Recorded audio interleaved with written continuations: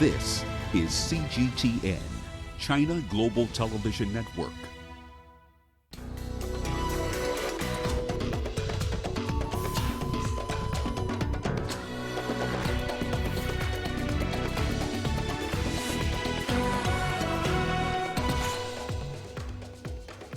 We bring you the latest on the fight against coronavirus. Grief in Kenya's Kakamega County as parents view bodies of children killed in a school stampede. And feud between US President Donald Trump and House Speaker Nancy Pelosi grab headlines during State of the Union address. Hello and welcome to CGTN. This is Africa Live and I'm Karen Roberts in Nairobi. Also coming up in the programme. In business, the US agrees to return $300 million looted by Nigeria's former military ruler.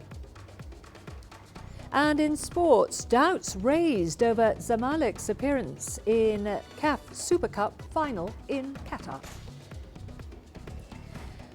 We begin with the latest on the coronavirus outbreak. China has reported nearly 4,000 new cases since Tuesday, bringing the total number of confirmed cases in China to 24,000. The virus has spread to 24 other countries with a total of 191 confirmed cases. Japanese authorities say 10 people on board a cruise ship have tested positive for the virus. The infected passengers have been transferred to hospitals, but the remaining passengers and crew, numbering over 3,000, are facing at least 2 weeks in quarantine. And Lesotho Hospital, one of 2 temporary hospitals erected to treat virus patients, is expected to be completed on February the 5th. Well, Wuhan officials say 14 medical workers who were infected at the start of the outbreak have recovered. 5 of them have been discharged.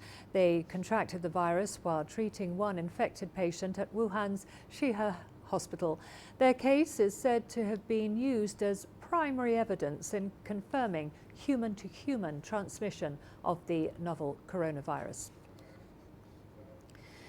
Efforts are being made to ensure that there are enough beds for coronavirus patients in Wuhan. Lesotho Hospital, a second temporary hospital built to combat the epidemic, is being completed today in record speed. CGTN's reporter Xiao Yanfei reports now from Wuhan.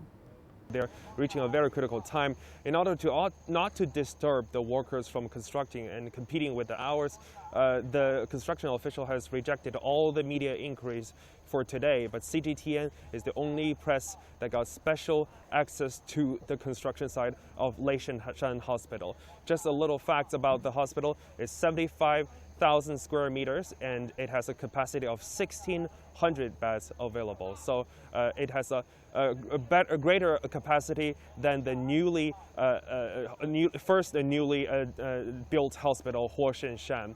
Now the workers are very well paid as well. Each workers are on average they got paid $150 US per day, and they have a very advanced payroll system. So they're doing quite well because given the scale and size of the hospital, it usually would take 2 years to do that.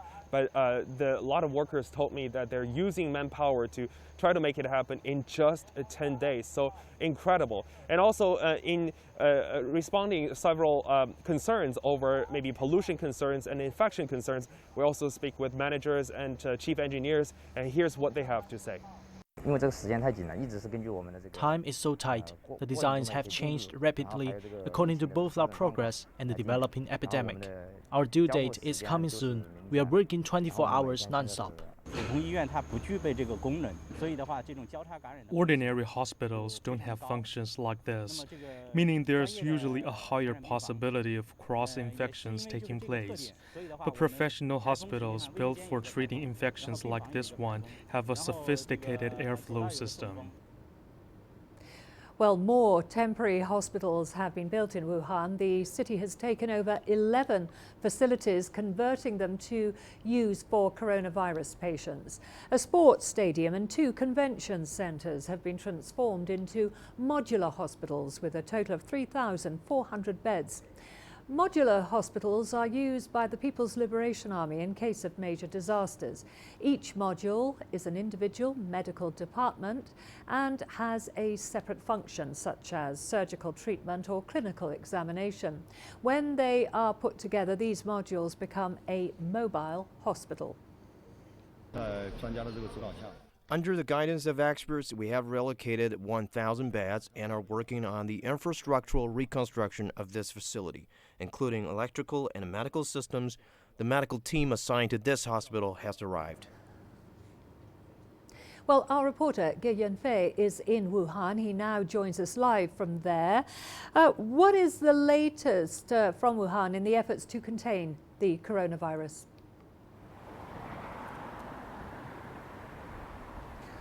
Hi. Firstly, the authorities are renovating, converting some public venues, as you mentioned, like stadiums and convention centers, into cabin hospitals to accommodate patients who are mildly infected with the new coronavirus.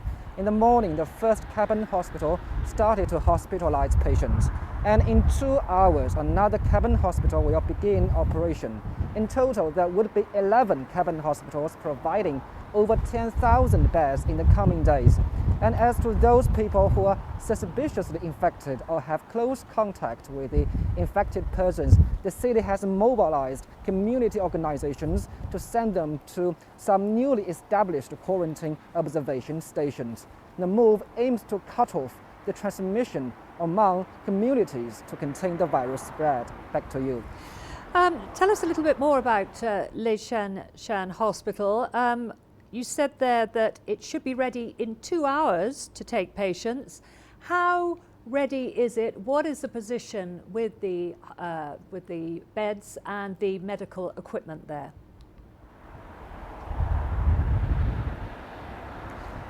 Sorry, I have to correct that. It's not Leshan Hospital that will be totally put into the use in 2 hours. Though the construction speed is stunning, now we cannot say that the construction of the Leshan Hospital is fully completed because of the mounting pressure and the quickly evolving situation of the coronavirus epidemic. The design of the Leshan Hospital has been revised at least 10 drafts. But tomorrow, the core part of the hospital will have the capability to receive patients. Indeed, there is a great demand for hospital beds right now in Wuhan. Currently, there are over 8,300 confirmed cases in the city, accounting for over 1/3 of the total confirmed cases in China. Just yesterday, there were nearly 2,000 new patients diagnosed with an infection in Wuhan. That means just the increment in 1 day would consume 2 Huoshengshan Hospital, which only began operation days ago. Now the supply of the test kits for the coronavirus infection is quickly catching up. But the amount of the masks, goggles, and the protection suits are still falling very much short of demand. And the shortage of doctors and other medical staff are also limiting the capability of treating patients. And the central government is urgently dispatching medical staff from other provinces to support Hubei province. Back to you. And can you tell us a little bit more about those patients who have recovered? Are they able to go home immediately, or is there a separate place for them to go? Yeah. Now the typical procedure for the cured patients is to ask them to stay home for a 14-day quarantine after they are being discharged from hospitals. In this period, there will be some revisits to check their situation. According to China's National Health Commission, as to those cured patients who are discharged from hospitals, the average length of their stay in hospitals is a bit more than 9 days. That number in Hubei province, where I'm right now, is 20 days. There are 2 reasons for that. First, there are much more severely infected patients in the region. Secondly, Hubei has a much stricter discharging policy. Like in Wuhan, the patients have to stay at the hospital for another 10 to 12 days after they are confirmed with being cured. So that's why they have to stay in the hospital for so long. Back to you. Okay, thank you very much for that update. That was our reporter, Ge Yanfei, there, reporting there from Wuhan, the epicenter of the coronavirus. Well, amidst the current outbreak of coronavirus, a bunch of foreign volunteers in southwestern city of Chengdu have branched out into a community where expats live and shared information with them on how to cope with the epidemic. We are from the Tianhua community. We are volunteers here. Yeah. And we're just checking on foreigners living here. If you have any problem or if you're going well during this period. Yes. My name is Nicolas. I'm French, and I've been living in Chengdu for 11 years now. I'm a life coach, meaning I help people dealing with anxiety, depression, or relationship challenges. Recently, the Chengdu government, they sent a paper to all the expat groups online telling us what to do or to prevent the virus, the infections. And now with the Tianhua community, we're going to check on all the foreigners living here and make sure that they have this information. Hi. Locked up here. And you guys feeling okay? Everything is okay? Do you need anything? Actually, we don't need to go outside because we already bought all the stuff we need from the stores. They are very happy to see us coming to them and say, okay, we are a community here. We live here together. Chengdu is like my home. And I love my home. And I'm so grateful for all the stuff I've been able to do here. So I'm really willing to give something back. My name's Mutharika. I'm from Sri Lanka. I've been living in Chengdu for about 3 years now, also based in the high-tech zone, and I'm currently working in HR and branding. Through these visits, the main message we want to send is that don't worry, don't panic, everything is under control. If there is anything that you need, you can let us know and we will try to help you as much as we can. The Chinese government has done an incredible job trying to contain the virus here in Chengdu as well as in Sichuan and other cities. And they're doing everything they can. The people working here are also doing everything they can. So we feel quite safe. I know a lot of expats here also feel the same. And they're still here. They're not scared about anything. And they trust the government to handle this. In my neighborhood, there are lots of supermarkets and pharmacies. If I need to get these masks, they're available. So it hasn't been so much of a restriction. Which is also good because you need these things to operate for the society. So far it has been okay for me.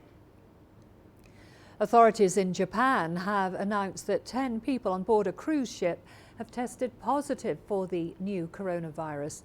They were taken to hospital and over 3,000 other people will be quarantined on board for at least 2 weeks. Our Tokyo correspondent Terry Terashima has more. Cruise ship Diamond Princess had more than 3,700 passengers and crews on board, and from about over 50 nations and districts. It traveled from Yokohama in Japan in January the 20th and went to Kagoshima, Hong Kong, Vietnam, Taiwan, and then to Okinawa. It's a 16-day trip, but it was found that a man who got off 80-year-old man who got off in Hong Kong fell ill later and tested positive with the coronavirus, and later a number of people were found ill inside the ship. So the ship returned to Yokohama port, but it's not docked on the port, but in a quarantine status off the shores. So far, about 273 people were tested. They were tested because they were feeling ill and also had fever, etc. Out of which 31 results have came back and 10 were tested positive. So the authorities said they will continue to try to test people. The remainder of the passengers are told to remain on board, and there are a possibility of more people found positive, but authorities are trying to speed up the process, and passengers were told to stay in the ship for at least 14 days, and it will continue there. The Chinese community in Cape Town is rallying together to send medical supplies to China to help those affected by the novel coronavirus. CGTN's Renee Del Carme has more. These boxes, filled with thousands of surgical masks and other medical products, were flown from South Africa to China by Chinese people working in the travel industry in South Africa just a few days ago. And this donation from teachers, students and parents of the China International School in Cape Town will be on its way to China in the next few days. We bought the medical surgical mask. We also bought 10 boxes of N95 medical masks. We also bought some of the what they call the protective eyewear. You know, the doctor can use when they treat the patients. Although they are deeply concerned about the outbreak of the novel coronavirus in China, the Chinese community in Cape Town, South Africa, believes there's no reason to panic. They say they are confident that their government in the People's Republic of China will do everything possible to combat the deadly virus and eventually bring it under control. All of our Chinese people in South Africa, I think we all trust our government can control all of these bad things and bring the people back to the normal life. Everyone can healthy. Yeah, so this is our trust. We not worry anymore because we trust our family, we trust the government, we trust anything the government can do anything. I hope our country is better and better. So I want to see Wuhan, we are with you, and China, we are with you. We hope we can tell them if any support we can give to them, we'll try our best. And we're here, even far away from our home, from China, our country. But we never give up. So we really, really want to say, Wuhan 加油, China 加油. Wuhan 加油, 中国加油. The message is clear. The hearts, minds and prayers of people around the world are with the people of Wuhan and China. Renee Dalcom, CGTN, Cape Town, South Africa. To Western Kenya now, where families are mourning the loss of 14 school children. The children between 10 and 12 years of age were killed in a stampede at a primary school on Monday. The cause is not yet clear, but the area's regional commissioner has ruled out that a scare had sparked the stampede. The Cabinet Secretary for Education, Professor George Magoha, is pushing for answers. Safety in school has become a major concern for Kenyan parents. In September last year, about 7 primary school students died after their building collapsed. I was in this school less than 2 months ago, and I inspected the school. It is one of the finest primary schools in the Republic. It is also led by some of the finest teachers, including the head teacher. I was able to witness children going up and down the stairs, and therefore I'm entirely perplexed as to what would have caused the stampede. And as a Christian, I would want the truth at whatever cost. And the multi-agency team that is investigating this issue will get to the bottom of it. US President Donald Trump has delivered his third State of the Union address. He touched on topics including the economy and immigration, but it is the feud between the President and the House Speaker, Nancy Pelosi, that is grabbing the headlines. Our correspondent, Jagruti Dave, has more from Washington.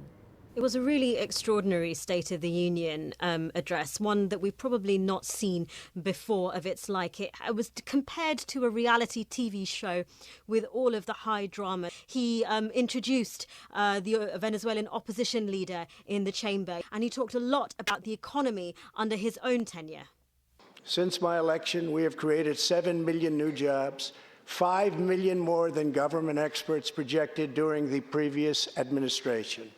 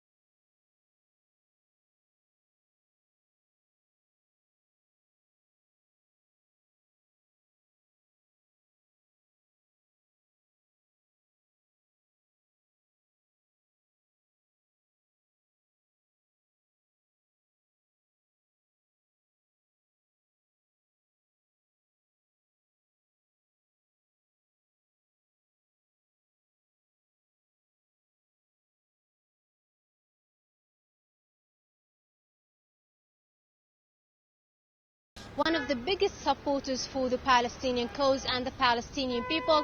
Sometimes even Sudan supported Hamas and the resistance fighters here in Gaza during wars and escalations. So yes, we can say that the Palestinian people are really shocked and surprised, and not only the Palestinians, even Sudanese. There has been protests today and yesterday in Sudan.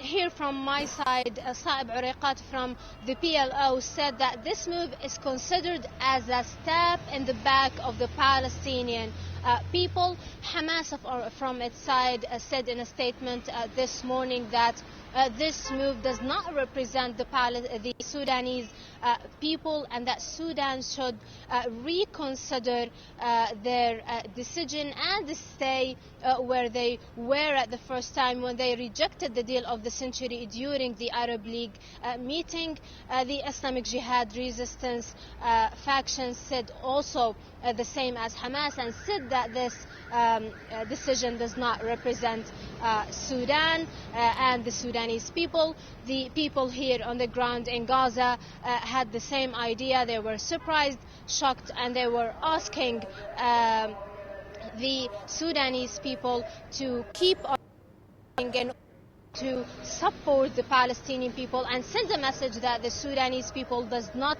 accept and that they reject this Middle East plan.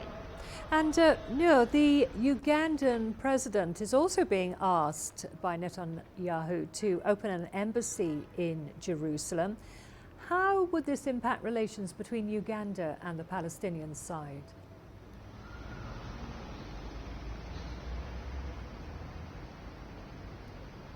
Well, before, when the U.S. administration decided to relocate their embassy from Tel Aviv to Jerusalem, the Palestinian leadership and the Palestinian administration decided to cut the relations between Palestinians and the U.S. They also refused all meetings between Palestinians and U.S. Officials, as they see such move threatens the Palestinian state and the rights of the Palestinian people to have a state on the 67 borders, as is Jerusalem as their capital. So if it's Uganda or any other country, I think that the Palestinian leadership will have the same reaction, and that they will cut all relations with the country. Okay, thank you very much for that update. That was CGTN's Noor Hazin there, live for us from Gaza. To Burkina Faso now, and the country is facing a humanitarian crisis on an unprecedented scale. The country is struggling to contain a militant insurgency which has so far displaced close to 700,000 people. The deteriorating security situation is making life especially difficult for the more than 25,000 Malian refugees in the country. Well, CGTN's Panina Karibe visited a refugee camp near to Burkina Faso's border with Mali. Goudebo refugee camp is home to more than 8,000 Malians. It is one of only 2 Malian refugee camps in Burkina Faso, and it is here that they thought they would find a safe haven away from home. Al-Hassan is among thousands of Malian refugees who are presently in Burkina Faso. He's been here with his family for about 8 years, and in those 8 years, they've suffered double displacement. Al-Hassan, talk to us about your journey. We left Mali in 2012 when insecurity broke out. All around us, our neighbors were attacked and houses were burnt down. So I decided to move with my family to Burkina Faso.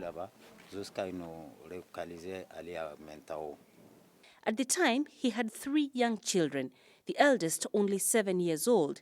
After walking for a week, they finally reached Mentao refugee camp in Burkina Faso. By the time we arrived, the children were sick due to the long journey and the harsh weather conditions. They were also very weak because they had not been eating properly.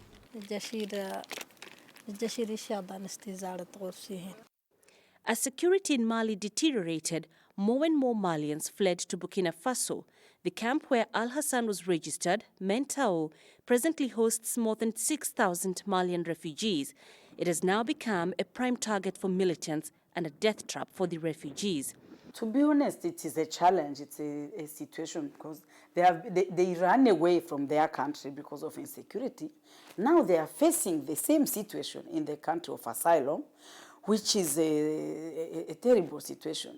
Mainly, I can even talk about those of Mentao, who are really in the battlefield, if I can call it. They are really in the battlefield. They can't move out too much because around they are surrounded by armed people. As a result, Al-Hassan fled again, this time to Gudubo refugee camp. But even here, safety is not assured. That camp itself has been attacked 3 times.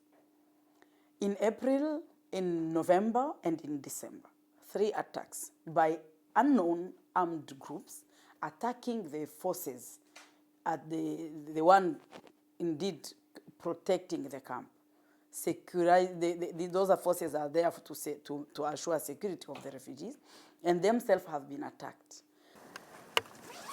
Despite those attacks, Al-Hassan's family, perhaps left with nowhere else to run to, insists they will brave it out. I would rather stay here. At least here, I don't see what I saw in Manato refugee camp. There were dead bodies everywhere. From time to time, we would hear gunshots. We had no access to hospitals, and our children couldn't go to school. Here we have all those amenities.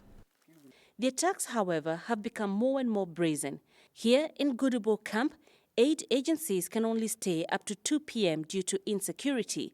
The Burkina Faso government has provided security personnel to secure the camp in a desperate attempt to fight back against the militants. Still, security remains a huge concern for the refugees and presents a huge challenge for humanitarian agencies to access them. Penina Karibe, CGTN, in Dori, Burkina Faso. Meanwhile, the UN Refugee Agency is urgently appealing for more than $500 million to assist refugees in Ethiopia. The country is home to over 700,000 refugees, as well as millions of internally displaced people. CGTN's Coletta Wanjohi spoke to humanitarian agencies assisting both refugees and internally displaced persons. Ethiopia has an open door policy for refugees. According to the UN Refugee Agency, UNHCR, over 400,000 of the refugees in Ethiopia are from neighboring South Sudan, where internal conflict continues. It says 2019 saw continued arrivals from neighboring Eritrea. For the Eritreans, yes, we've had last year something like 90,000 new arrivals, which is quite a sizable number of persons. And they have come for various reasons, sometimes to seek medical care. We have a number, a high proportion of unaccompanied children who are trying to join their families, family members, for family reunification. And unfortunately, we have a number of Eritreans who don't stay in Ethiopia, but who move on towards Europe, crossing the Atlantic. Resources remain a challenge. Assistance is needed to expand the existing social infrastructure in health, education, water and sanitation, social protection, environmental protection, employment as part of the broad refugee response. To ease the strain, in January 2019, Ethiopia passed a law to allow refugees to, among other opportunities, obtain work permits. This is yet to be fully implemented. It was 2019, we're now in the beginning of 2020. So already with the decrees that will make these things procedurally possible to get their work permits and to live a normal life, then that would be, we're happy with the progress so far. Aside from the refugee burden, Ethiopia has to deal with its own internal displacement. The government says over 8.4 million Ethiopians are projected to have humanitarian needs in the year. In southern Ethiopia, close to 2 million remain displaced by internal conflict. The European Union has allocated $1.2 million to fund peace projects for a solution beyond just humanitarian help. Humanitarian agencies working with IDPs there want to engage community members in peace dialogue. The general principle around it is to get people to engage in productive dialogue as well as productive activity. So you don't have youth who are idle, youth who are upset. You have youth that are positively engaged in their communities to be solution finders rather than problem makers. The Ethiopia general elections expected to be held this year is a cause for worry, with many fearing it may trigger more conflict. For now, the humanitarian agencies and the Ethiopian government hope, despite the donors' fatigue, the donors will heed to their urgent request for help. Coletta Njohi, CGTN, Addis Ababa, Ethiopia. Zimbabwe records over 7,000 new cancer cases every year, but has only 2 cancer treatment centres. Well, despite this, some people have been able to beat cancer. CGTN's Fario Makatuya sat down with one of them. Tendai Gwata felt a lump in her left breast in July 2019. Tests revealed the dreaded diagnosis: stage 3 cancer. As an average person, there's a part in you where you think to yourself, it's never going to happen to me. I think we all feel that. We have that sort of infallible part about us, myself included. I'm over 40, so I should have been doing the regular annual checks and annual mammogram. I'd have one here or there when I find the time. If life gets in the way, I'll be like, I'll do it next year. Her story highlights the awareness gap that's resulted in more than 80% of cancer cases being diagnosed late, reducing the chances of successful treatment. When you add to that a shortage of equipment, regular strikes in the health sector, as well as the soaring price of medication, then the odds get stacked even more against cancer patients.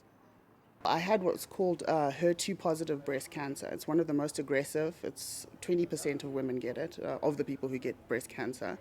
It requires a specific type of treatment, which includes a specific injection that you have to have every 3 weeks for 12 months. This injection in this country, because I went and got the quotes, is on average $2,100 US. So that's $2,100 US every 3 weeks. For the average Zimbabwean, in fact, for any Zimbabwean, I think that's a tall order. The breakdown of basic services has compounded the situation here.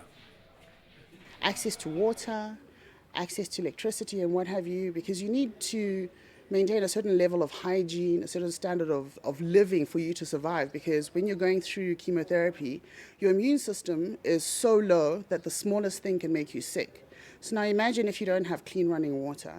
How do you then survive? How do you protect yourself and keep yourself going?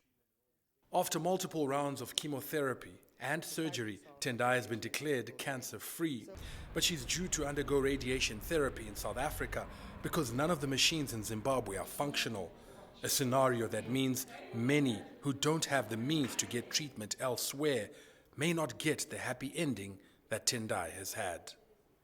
Farai Makutuya, CGTN, Harare, Zimbabwe. All the business news coming up after the break, including the US agrees to return $300 million looted by Nigeria's former military leader. And Tanzania's central bank unveils tough new laws to regulate microfinance institutions.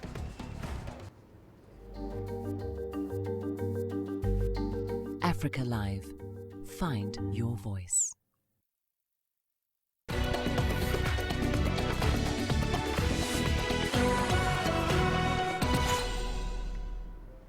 The US and Nigeria have reached an agreement to repatriate around $308 million seized from Nigeria's former military leader, Sani Abacha. The deal is backed by the island of Jersey. US prosecutors said the sum is the latest to be recovered from the accounts of Abacha. The Nigerian government pegged the total amount at $321 million. The funds were laundered through the US banking system and then held in bank accounts in Jersey. Sani Abacha ruled Nigeria from 1993 until his death in 1998. Companies linked to the Abacha family have gone to court to prevent repatriation. They claim the process is an infringement of their rights to a fair trial. Secretary of State Mike Pompeo also expressed hope that the United States will be able to lift visa restrictions that were slapped on Nigeria last week. I'm announcing today that the United States and Nigeria have signed an agreement to return to the Nigerian people more than $308 million in assets stolen by a former dictator. We've identified all those requirements, and we had actually started working on all of them. And and we know, and the U.S. Officials have also confirmed that we have been able to tick most of those boxes. Hopefully, once that has been achieved, we look forward to being taken off this visa restriction list. The World Bank plans to revise downward its 2020 global growth forecast on concerns that the ongoing outbreak in China will harm international supply chains. That's according to World Bank President David Malpass. The World Bank last month forecast a rebound in 2020 after the easing of trade tensions between Washington and Beijing. But Malpass warned that the virus that has killed hundreds in China and closed businesses and borders also poses a threat to global growth. Malpass said the lender's forecast would be lowered for at least the first part of 2020 due to the virus and threats to global supply chains. The Tanzanian government has given microfinance institutions operating in the country 1 year to align their processes with newly approved microfinance regulations. The new regulations, which were approved in November last year, aim to stop unfair practices on debt repayment from citizens. CGTN's Daniel Kidio has more. Tanzania's Finance Minister Philip Mpango is urging the Central Bank of Tanzania to pay close attention to financial service companies preferred by people with low income. He says the firms should face stern action when found to have broken the law. He has now given them 1 year to comply. According to the new regulations issued by the central bank, anyone that intends to offer microfinance must first pay a non-refundable application fee of $220. To operate as an individual lender, it's $130. Companies also need operating guidelines as well as properly defined complaint handling and dispute resolution procedures. Microfinance service providers must also operate in an open and fair manner. They are required to make sure the terms of loans and their services are clearly communicated and understood by borrowers. For those looking to run a savings and credit cooperative society, popularly known as SACCOs, they are required at all times to have a capital of $4,500 for individual lenders and a capital of $86,000 for companies.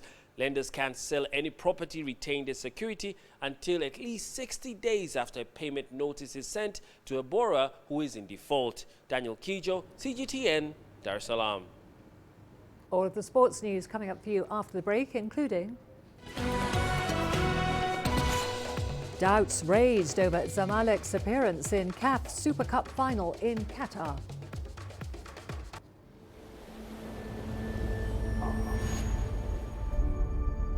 How would you create your legend? On the fields, on the tracks, in the arenas of Africa. Were you born to be a player? Could this moment be yours?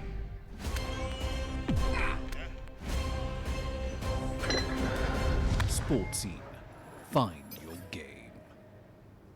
We begin with football as Egypt club side Zamalek continues to stand their ground in boycotting the CAF Super Cup showdown against Espérance Sportive de Tunis in Qatar. Zamalek president Murtada Mansour has reiterated that the club will need a number of guarantees from CAF first before they can decide whether to honour the fixture. CGTN's Adel El Marhouki has more from Cairo. Egypt and Qatar have been involved